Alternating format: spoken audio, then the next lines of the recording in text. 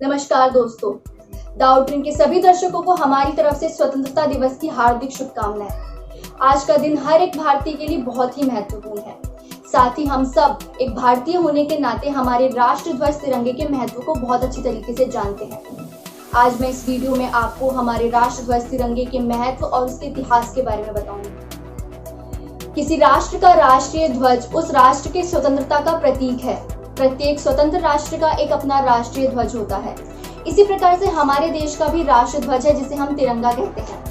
भारत का राष्ट्रीय ध्वज तिरंगा भारत का गौरव है और यह प्रत्येक भारतवासी के लिए बहुत महत्व रखता है। यह ज्यादातर राष्ट्रीय पर्व के अवसर पर तथा भारत के लिए गर्व के क्षणों में लहराया जाता है। यह 15 अगस्त 1947 को अंग्रेजों से भारत की स्वतंत्रता के कुछ ही दिन पूर्व की गई थी। इसे 15 अगस्त 1947 और 26 जनवरी 1950 के बीच भारत के राष्ट्रीय ध्वज के रूप में अपनाया गया और इसके पश्चात भारतीय गणतंत्र ने भी इसे अपनाया। भारत में तिरंगे का अर्थ भारतीय राष्ट्रीय ध्वज है। भारतीय राष्ट्रीय ध्वज में 3 रंग की क्षैतिज पट्टियां हैं। सबसे ऊपर केसरिया, बीच में सफेद और नीचे गहरे हरे रंग की पट्टी, और ये तीनों समानुपात हैं। ध्वज की चौड़ाई का अनुपात इसकी लंबाई के साथ 2 और 3 का है। सफेद पट्टी के मध्य में गहरे नीले रंग का एक चक्र है। यह चक्र अशोक की राजधानी के सारनाथ के शेर के स्तंभ पर बना हुआ है। इसका व्यास लगभग सफेद पट्टी की चौड़ाई के बराबर होता है और इसमें 24 तीलियां हैं। राष्ट्र ध्वज में 3 रंग सुशोभित है। इसकी अभिकल्पना स्वतंत्रता प्राप्ति के कुछ ही समय पूर्व पिंगली वेंकैया ने किया था। इसमें केसरिया, सफेद तथा हरे रंग का उपयोग किया गया है। इनके दार्शनिक तथा आध्यात्मिक दोनों ही मायने हैं। केसरिया रंग बलिदान तथा त्याग का प्रतीक है। साथ ही आध्यात्मिक दृष्टि से ये हिंदू, बौद्ध तथा जैन जैसे अन्य धर्मों के लिए आस्था का प्रतीक है। सफेद शांति का प्रतीक माना जाता है तथा दर्शन शास्त्र के अनुसार सफेद रंग स्वच्छता तथा ईमानदारी का भी प्रतीक है। हरा खुशहाली और प्रगति का प्रतीक है तथा हरा रंग बीमारियों को दूर रखता है, आंखों को सुकून देता है। वह बेरिलियम, तांबा और निकिल जैसे कई तत्व इसमें पाए जाते हैं। गांधी जी ने सबसे पहले 1921 में कांग्रेस के अपने झंडे की बात की थी। इस झंडे को पिंगली वेंकैया ने डिजाइन किया था। इसमें 2 रंग थे, लाल रंग हिंदुओं के लिए और हरा रंग मुस्लिमों के लिए। बीच में एक चक्र था। बाद में इसमें अन्य धर्मों के लिए सफेद रंग जोड़ा गया। स्वतंत्रता प्राप्ति से कुछ दिन पहले संविधान सभा ने राष्ट्र ध्वज को संशोधित किया। इसमें चरखे की जगह अशोक चक्र ने ली, जो कि भारत के संविधान निर्माता डॉक्टर बाबा साहेब भीमराव अंबेडकर ने लगवाया। इसे नए झंडे की देश के दूसरे राष्ट्रपति सर्वपल्ली राधाकृष्णन ने फिर से व्याख्या की। 21 फीट गुणा 14 फीट के झंडे पूरे देश में केवल 3 किलो के ऊपर फहराए जाते हैं। मध्य प्रदेश के ग्वालियर जिले में स्थित किला उनमें से एक है। इसके अतिरिक्त कर्नाटक का नारगुन किले और महाराष्ट्र का पन्हाला किले पर भी सबसे लंबे झंडे को फहराया जाता है। 1951 में पहली बार भारतीय मानक ब्यूरो BIS ने पहली बार राष्ट्र ध्वज के लिए कुछ नियम तय किए। 1968 में तिरंगा निर्माण के मानक तय किए गए। ये नियम अत्यंत कड़े हैं। केवल खादी या हाथ से काटा गया कपड़ा ही झंडा बनाने के लिए उपयोग किया जाता है। कपड़ा बुनने से लेकर झंडा बनाने तक की प्रक्रिया में कई बार इसकी टेस्टिंग की जाती है।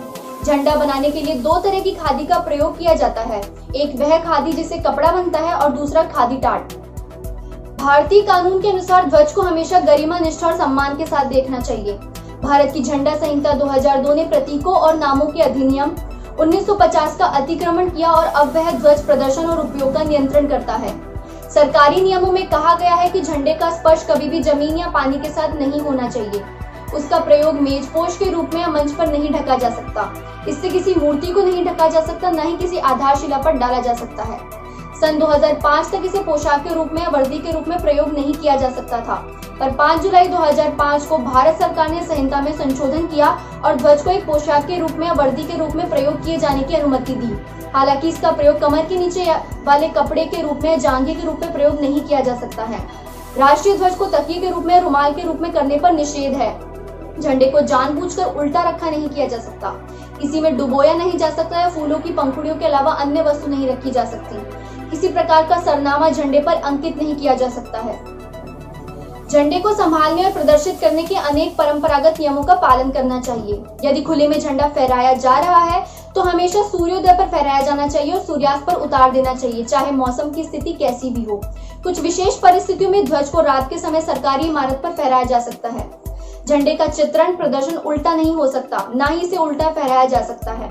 संहिता परंपरा में यह भी बताया गया है कि इसे लंबे रूप में लटकाया भी नहीं जा सकता। झंडे को 20 अंश में घुमाया नहीं जा सकता तथा उल्टा नहीं किया जा सकता। कोई भी व्यक्ति ध्वज को एक किताब के समान के ऊपर से नीचे और बाएं से दाएं पढ़ सकता है। यदि इसे घुमाया जाए तो भी परिणाम एक ही होना चाहिए। झंडे को बुरी और गंदी स्थिति में प्रदर्शित करना भी अपमान है। यही नियम ध्वज फहराते समय ध्वज स्तंभों या रस्सियों के लिए है। इनका रखरखाव अच्छा होना चाहिए। अनेक पड़ाव को पार कर राष्ट्रध्वज तिरंगा आज भारत की शान है।